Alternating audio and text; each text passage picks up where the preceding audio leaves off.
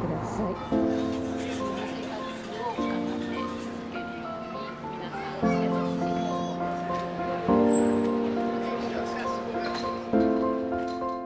こんにちは、コネです。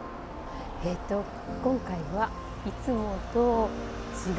た内容でお届けしようかなと思ってます。もうすでに日本のニュースなどでもたくさん取り上げられていると思うんですが、フランスで今大問題になっているのが若者らによる、暴動ですね。なのでご心配なさっている方がかなりいらっしゃるんではないかと思って、今回はそのご報告も兼ねて動画にしてみようと思いました。私が住んでいるのはパリから少し離れた、パリ近郊になります。あまりそうですね、移民の方ですとかが結構多い地域になります。それで事件のあった日ですね、警官が17歳の少年を射殺した次の日の夜ぐらいからだったと思うんですが、かなり夜中にかなり花火の音ですとか、爆竹の音が聞こえました。もうそれが朝まで続いているような状態で、初めは私もよく何が起きているのかわからなかったんですが、翌日にニュースなどで見て花火や爆竹が何だったのか分かりました。で、幸いなことにその日は私の家の周りでは特に目立った暴動はなかったんですが、その次の日の夜中に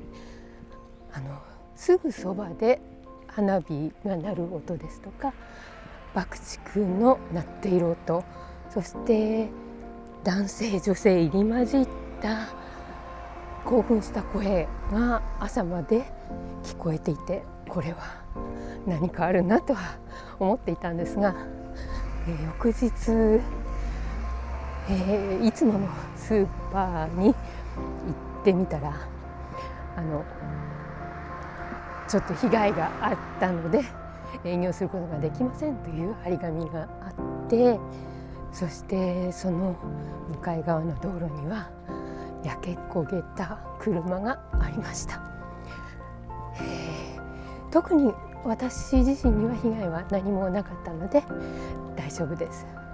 そしてそんな感じでいろいろなところがやはり攻撃されていたようで、今実は私が向かっているのはうちから近い町なんですが、そこが特に私の住んでいる周りでは攻撃をされて被害が出ました。なので今回はそれをちょっと皆さんにご報告しようかなと思ってその動画を撮りに向かってます。で、皆さんにご心配いただいていると思うんですが、昼間は特に何もいつもと変わらなく他の皆さんも生活してます。やっぱり夜は少し落ち着いてきたとはいえ未だに逮捕者が出ている状態なので、夜はまだまだ緊張していなければいけないかなと思ってます。でも昼間は本当にいつもと何も変わらずパリやフランスの方々は強いなと思います。というのもやっぱり一見平和な中にも何かがきっかけがあると爆発してしまうような危険性がいつも隣にあって、悲しいけどそれに慣れてしまっているのかなという気がします。ですので昼間は本当に普通と変わりないし、あとそうですね、事件があった週末と一緒にビットグルミエに行ってきたんですね。私たちがそのビットグルニアは土曜日はやはり中止になってしまっていたようです。でも私たちが行ったのは日曜日だったんですが、日曜日はもう開催されてました。駅の出口を出たところにある冠婚葬祭の総裁のお店ですねなどもガラスが割られていて、なんでこのお店がというようなお店が割られてたりしてたんですが、それぐらいであとは特に被害はなさそうでした。それはパリの、ボルテールという駅でした。そしてもう本当に大勢の人がいらしていて、何事もなかったかのように普段と同じような、ビットグルニエとそしてブロカントの様子でした。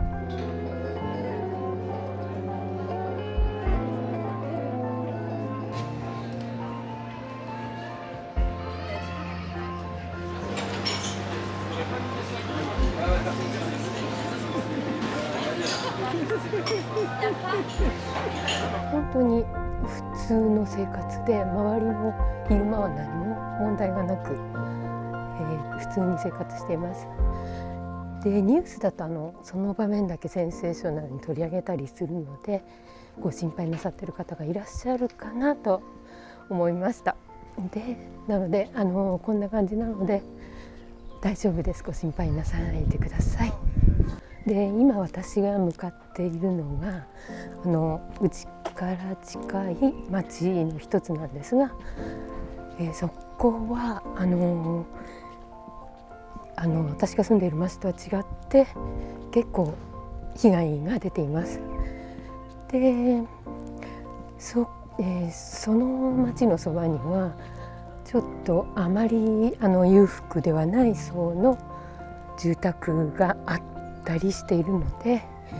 その要因もあるのかなと思います。その様子を今日は撮って皆さんにご紹介しようかなと思ってます。今回のこの暴動なんですが、一番若い年齢で12歳ぐらいから17歳ぐらいまで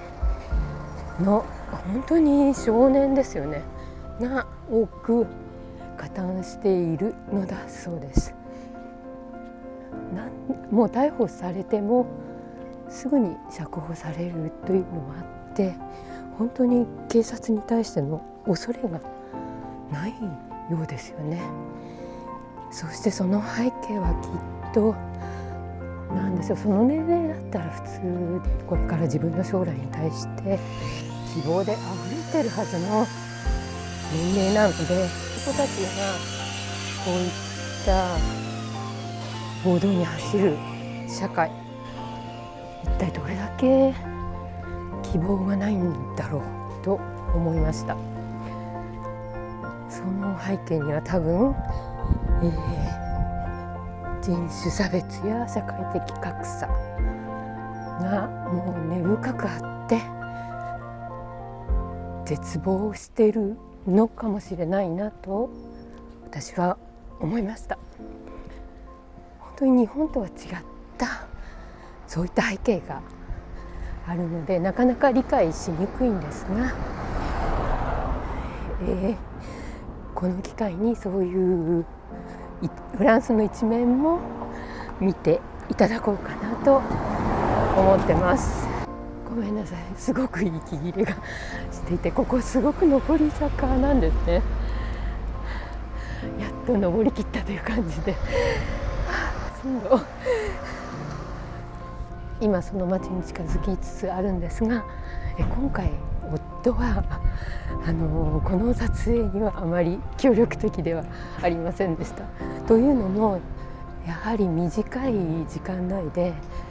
あまりよく分かってないのにこういったフランス社会の問題を語るということにはちょっと夫は納得できていないようで、3分とかそういう時間で話せる問題じゃないということでした。本当にそれは、夫の言う通りなんですが、でも今回はやはり日本で心配なさっている方にご報告しなきゃいけないなと思って撮ろうと思ってます。そして今回残念なのは殺された17歳の少年に対する、抗議という名目で暴力や略奪を行っているこの状況がとっても悲しいなと思っています。先日は、パリ郊外の市長さんの家が攻撃されて、たまたま市長さんはその時在宅してなかったんですが、奥様とお子さんがその被害に遭われたりしています。そしてうちの近所のそばのスーパーマーケットも略奪がされたんですが、本当にそれはその少年への警察に対する行動の抗議とは全く関係がないものだと思います。何かがあるとそれを口実にこういった暴動に発展してしまうフランス社会の根底にある問題が今回は露出したんだろうなと思ってます。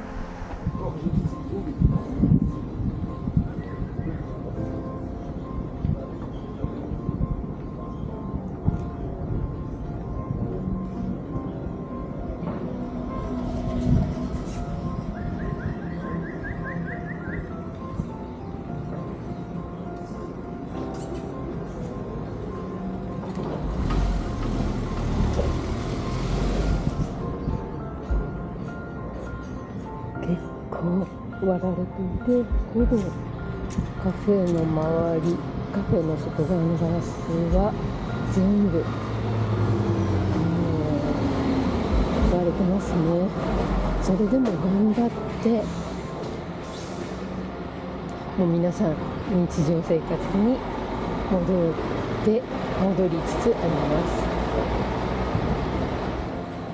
す。そして私がよくお花を買っているこの花屋さんのウィンドウも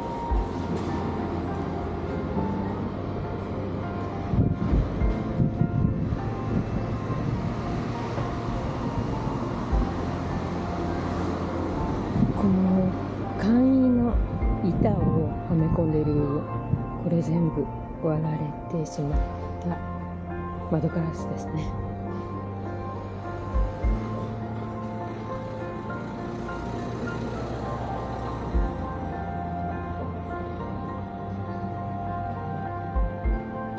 とっても残念。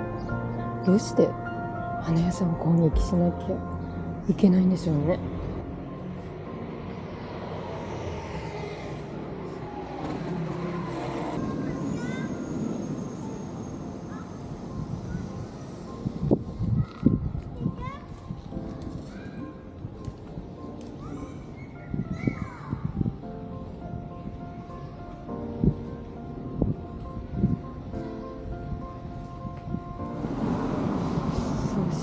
この銀行の ATM、 これもこんな感じです。もうすっかり破壊されています。で、防犯カメラがあっ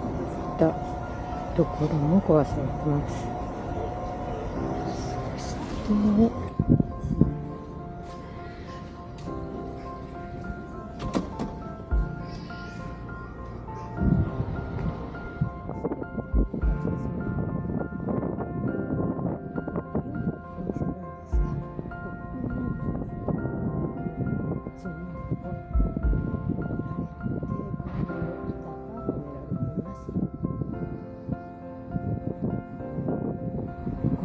正面の大きなウィンドウも割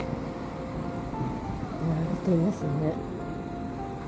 そして裏に回ってここも割られていて、そしてかわいそうなのがこのパン屋さんの大きな運動になられてしまったようですね。でもしっかり営業を再開なさっているようです。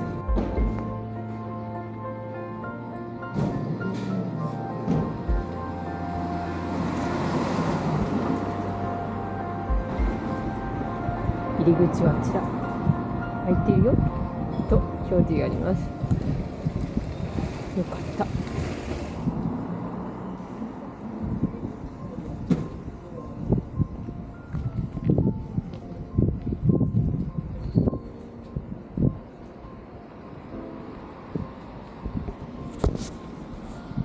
見えますか、交差点の真ん中あたりの地面が黒くなっている部分、そして標識、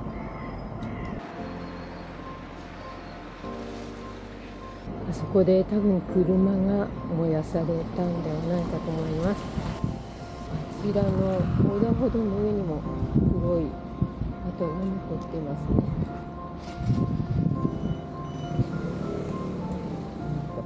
ここは車が燃やされてい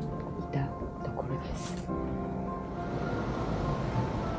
そしてここは視聴者ですが、見てください。こんな状態になってます。そしてこの視聴者の正面、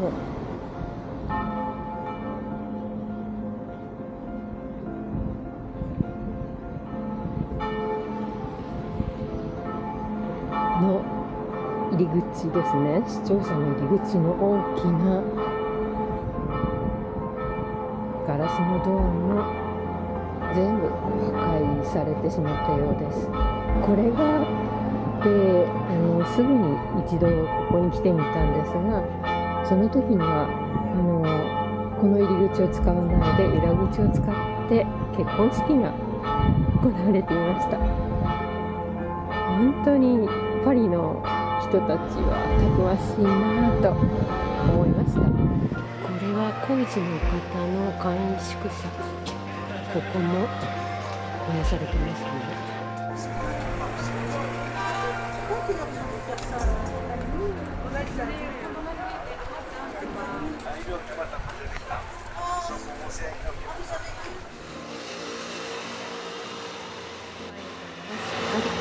回転してます。もうちゃんとなってますね。よかった。今回被害の大きかった隣町へ行ってみたんですが、たまたま私の家の周りは特に被害は大きくなかったんですが、本当に大変だろうなと思いました。でもすでにパリの人たちは普通の生活を始めていて、というかずっと続けていて、すごく強いなと思いました。バタクランのテロの時もそうだったんですが、危険と常に隣り合わせの生活をしながらも、いつも自分の生活を楽しんでいる姿勢がとても感じられました。で、フランス社会は日本の社会と違ってやっぱり差別が根底にあって、そのせいで何かが起こるたびにいつでも今回のようなことがありえるんだなというのはよく分かりました。でももう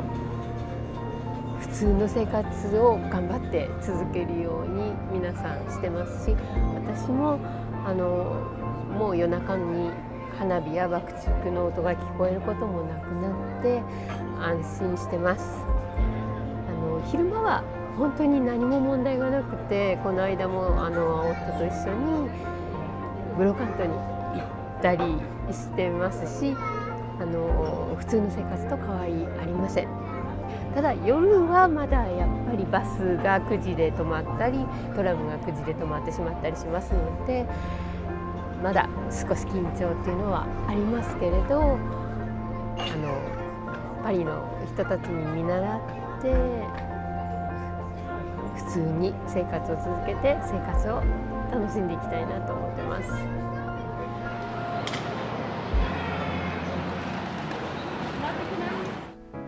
ここで少しお知らせがあります。以前は週に2回動画をアップしてたんですが、最近は30分程度の動画を週に1回にしていました。以前の短い10分程度の動画を2本上げていたのと比べて週に1本になったので、余裕を持って上げれるかと思ったんですが、やはり30分の長さになると作業もそれなりに増えてしまって、本当に動画をアップして編集をして撮ってアップして本当にそれだけになってしまっていて、生活の時間に余裕が全くなくなってしまっていたので、少しペースダウンをしようかなと思っています。なのでこれからはそうですね、だいたい2週間に1本ぐらいのペースになることもあるかなと思います。2週間に1本になったらその分1本にかける情熱をアップさせて頑張りますので、どうぞこれからもよろしくお願いいたします。それではまた。